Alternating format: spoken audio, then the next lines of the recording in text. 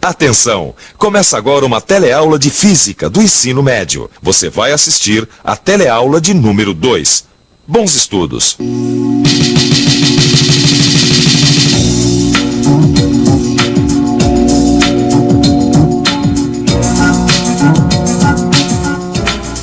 Oi, você viu futebol do final de semana? Tem torcedor reclamando da barreira até agora. Não, olha, foi um joguinho disputado. Eu vi pela televisão e estava lendo aqui na revista, vou te contar. O placar continuava 0-0. Aí aos 45 minutos do segundo tempo, o juiz marca uma falta na entrada da área. Não, era meio gol. Ele conta os 10 passos regulamentares. E aí começa aquela confusão de sempre. Barreira, avanço, o batedor da falta reclama, o juiz dá cartão amarelo, mas não adianta. Então o juiz autoriza a cobrança e a torcida fica na maior expectativa. E gol! Gol que nada, bola na barreira que avançou pelo menos 1 metro. Bom, coisas de futebol. Fazer as medidas mais ou menos já faz parte do jogo, mas nem sempre as coisas podem ser assim. Você, por exemplo, compraria um terreno medido como um juiz de futebol mede a distância de uma barreira? Eu não. Às vezes é necessário uma precisão maior nas medidas. Na física, para fazer um gol, ou melhor, para resolver um problema, é preciso medidas precisas. A nossa teleaula de hoje está começando agora. Hoje você vai ver a importância das grandezas, padrões e unidades para as medições. Vai aprender o que são grandezas fundamentais e grandezas derivadas. E vai ficar sabendo da utilidade do Sistema Internacional de Unidades.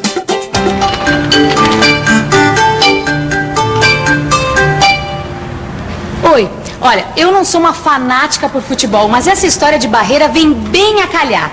Você sabia que durante muito tempo as medidas de comprimento foram feitas da mesma maneira que o juiz mede a distância da barreira? É verdade, as pessoas usavam partes do corpo como instrumento de medida. Não, era um tal de dizer que o objeto tinha a largura de um dedo, o tamanho de um pé, de um palmo, de um braço. Olha, Maristela, eu achei um negócio que tem tudo a ver com esse assunto. Essa aqui é a Rosinha, ela é monitora aqui comigo. E como eu, ela é louca por física. O que você achou? Escuta só. A largura de um dedo, o tamanho de um palmo, pé ou braço, o comprimento de um passo foram utilizados como medidas de comprimento durante séculos por todos os povos da antiguidade. Na verdade, até hoje ainda é comum a gente ouvir dizer que uma mesa tem tantos palmos. Pois é, mas aqui está dizendo que à medida que o comércio entre os povos foi se desenvolvendo, surgiu a necessidade de criar padrões utilizados por todos. Mas não adianta nada criar padrões se você não tem como comparar um padrão com o outro. E para fazer comparações entre os padrões, é que criaram os instrumentos de medida. Mas aqui está dizendo que esses instrumentos de medida foram sendo tão aperfeiçoados que exigiram padrões de medidas mais precisas. É verdade. E com essa história da necessidade de fazer medidas cada vez mais precisas, a física saiu lucrando. Porque você sabe, na física, quanto mais preciso, melhor. Mas a gente não pode esquecer que existe um montão de grandezas, padrões e unidades. E que a física não trabalha com todas essas grandezas, padrões e unidades. Verdade, a Rosinha tem toda a razão. A física procura trabalhar com o menor número possível de grandezas, padrões, unidades. É para simplificar suas tarefas, para facilitar a vida de quem trabalha com a física e precisa trocar informações a toda hora. Bom, mas vamos começar do começo. Esse negócio de medir as coisas tem um limite, não é? Afinal, nem tudo pode ser medido, não é mesmo? Por favor, cidadão, você poderia me dizer qual a quantidade de preguiça que você está hoje? 80%. Muita. E qual a quantidade de amor que você tem para dar? 100%. 100%. Tô cheia de amor pra dar, meu filho. O coração tá cheinho de amor pra dar, viu? Quer um pouco? E ainda, qual a quantidade de felicidade que você teve essa semana? 40%. Essa semana eu tive só desgosto, só tristeza, me roubaram a bicicleta, essa aqui já é outra. Várias felicidades. É claro que isso é uma brincadeira. A gente não pode medir a quantidade de preguiça de uma pessoa, o amor que ela tem para dar ou ainda a sua felicidade. Para os físicos, isso é impossível de se medir porque amor, preguiça e felicidade não são grandezas físicas. Grandeza física é tudo aquilo que pode ser medido e assim pode ser representado por um número e uma unidade. E voltando ao jogo de futebol, a gente encontra diversas grandezas físicas. Dá só uma olhada. A bola deve ter entre 400 e 500 gramas, deve estar a 9,15 metros da barreira e a partida deve durar 90 minutos. Ou seja, aqui estão implícitas 3 grandezas físicas e suas unidades. Bom, para não ficar nenhuma dúvida, vamos ver esses exemplos um por um. No caso da bola, a grandeza física é a massa e a unidade, o grama. No caso da posição da barreira em relação à bola, a grandeza física é a distância e a unidade, o metro. E por último, a duração do jogo. A grandeza física é o tempo e a unidade, o segundo. Massa, distância e tempo são exemplos de grandezas fundamentais. E essas grandezas fundamentais dão origem a outros tipos de grandeza, muito comuns no nosso dia a dia. Quer ver só? Nesses anúncios de apartamento para vender, uma das informações mais importantes é a área. A área é uma grandeza definida a partir da distância, que é uma grandeza fundamental. Uma das unidades de área é 1 metro quadrado, que vem do metro. Outro exemplo, um participante do rally percorreu 120 km de um dos trechos do percurso em 2 horas. Ou seja, sua velocidade média foi de 60 km por hora. A velocidade é definida a partir da distância e do tempo, 2 grandezas fundamentais. Sua unidade, nesse caso, é o quilômetro por hora. Por serem definidas a partir das grandezas fundamentais, elas são chamadas de grandezas derivadas. Grandezas derivadas e unidades derivadas. Bom, será que é isso? Ó, o metro quadrado deriva do metro. O quilômetro por hora deriva do metro e do segundo. É isso mesmo, Maristela? Perfeito, Rosinha, é isso mesmo. Grandezas derivadas e unidades derivadas. Mas veja bem, a gente usou a área e a velocidade apenas como exemplos. Tá cheio de grandezas derivadas por aí, como a força, a aceleração, a densidade e muito mais. Bom, mas vamos deixar isso para depois, para outras teleaulas, tá bom? Agora o importante é saber que existem grandezas fundamentais e grandezas derivadas. Ah, mas peraí. A gente acabou de dizer que para esse negócio de medidas funcionar de acordo, todo mundo precisa usar as mesmas grandezas, padrões e unidades. Senão não, né? Não dá para comparar. Mas é exatamente sobre isso que eu estava lendo aqui, Rosinha. Até algum tempo atrás, não existia um conjunto de unidades fundamentais que fosse reconhecido e adotado por todo mundo. Cada lugar media de um jeito e era uma complicação. Mas isso começou a mudar em 1948, quando esse conjunto começou a ser estabelecido. Em 1960, ele recebeu o nome de Sistema Internacional de Unidades, o famoso SI. E olha aqui estão as 7 grandezas fundamentais determinadas pelo Sistema Internacional de Unidades, o SI. Delas é que derivam todas as outras. Lê aqui pra gente. Então vamos lá. As 7 grandezas fundamentais estabelecidas pelo SI são comprimento, massa, tempo, corrente elétrica, temperatura, quantidade de matéria, intensidade luminosa. Você já sabe, mas é bom reforçar 3 unidades fundamentais do SI. O padrão de comprimento é o metro e o seu símbolo é o M minúsculo. O padrão de massa é o quilograma, símbolo KG minúsculos. E o padrão de tempo é o segundo, cujo símbolo é o S, também minúsculo. Agora, com essas unidades fundamentais, dá para deduzir algumas derivadas. Vamos pensar um pouco. Peraí, deixa eu ver. Unidades derivadas do SI.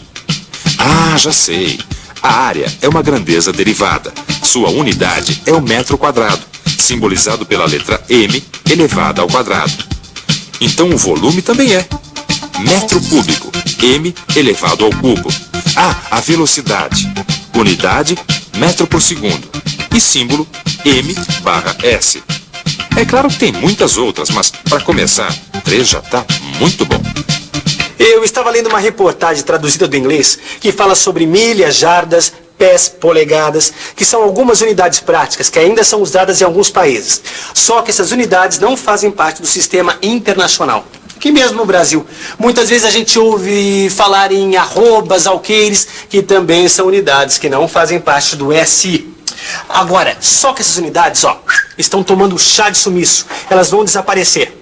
Mas se você quiser saber a relação dessas unidades com as unidades do SI, tem um quadro no seu livro de estudos. Isso tem tudo a ver com o que a gente vai estudar agora. Calma que eu explico. A gente já falou de grandezas, de padrões e de unidades. E viu que uma grandeza física pode ser representada por um número e uma unidade. Pois então, chegou a hora da gente falar dos números e seus algarismos significativos. Dá só uma olhada.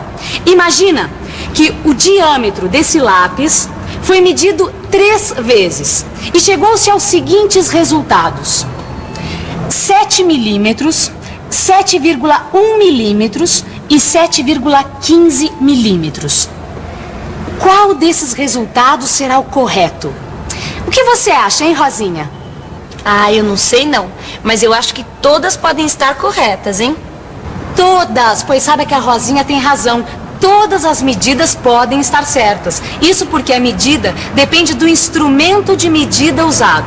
Vamos ver, se o diâmetro do lápis for medido com uma régua comum, que é graduada em centímetros e milímetros, dificilmente o resultado vai ser expresso em mais de 2 algarismos. Nesse caso, 7 milímetros parece uma resposta adequada. Já se a medida for feita usando um paquímetro ou um micrômetro, o número de algarismos significativos pode chegar a 3 tranquilamente. Olha, 7,34 milímetros, por exemplo. Os dois são instrumentos de medida bastante precisos. Mas para você ver como esse negócio de medição depende de várias coisas, eu e a Rosinha resolvemos fazer uma experiência. Medimos o mesmo lápis com o mesmo paquímetro e olha só o que aconteceu. A Rosinha obteve como resultado 7,34 milímetros e eu 7,37. Você pode ver que a gente tem certeza do 7 e do 3. Já o terceiro algarismo é um algarismo duvidoso. Mas atenção, todos os algarismos obtidos numa medição são algarismos significativos, incluindo esse que é duvidoso. E para chegar a um acordo, eu e a Rosinha decidimos fazer uma média aritmética com os resultados. É só somar os 2 resultados e dividir por 2. Resultado: 7,355 milímetros. Ora, mas se a gente só tinha certeza de 2 algarismos, não tem sentido expressar o número com 4. É por isso que nesse caso, Rosinha, nós devemos desprezar o último algarismo da média, o 5.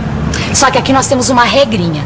Quando o algarismo desprezado é maior ou igual a 5, nós devemos acrescentar 1 ao último algarismo. Assim, a nossa medida vai ficar igual a 7,36 milímetros. Entendeu? Que tal a gente fazer mais medidas do lápis? Ótima ideia! Quanto mais medidas forem feitas, melhor será a média que representará o valor do diâmetro do lápis.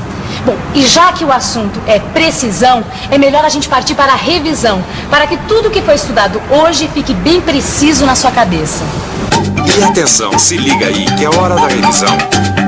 Na teleaula de hoje, você viu que existem situações em que as grandezas podem ser medidas com maior ou com menor precisão. Aprendeu que durante muito tempo, a medição foi feita usando como referência partes do corpo humano. Mas que com a evolução do comércio, surgiu a necessidade de criar padrões mais precisos e instrumentos de medidas capazes de compará-los.